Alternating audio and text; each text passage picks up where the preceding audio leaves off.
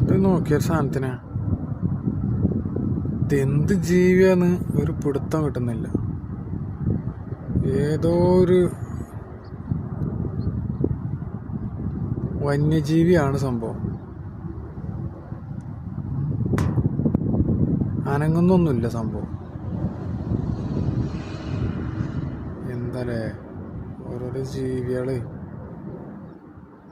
പന്നിന്റെ മുഖാട്ടതിന് ഇതെവിടുന്ന് ഇറങ്ങി വന്നാന്നുള്ളൊരു പിടുത്തമല്ല.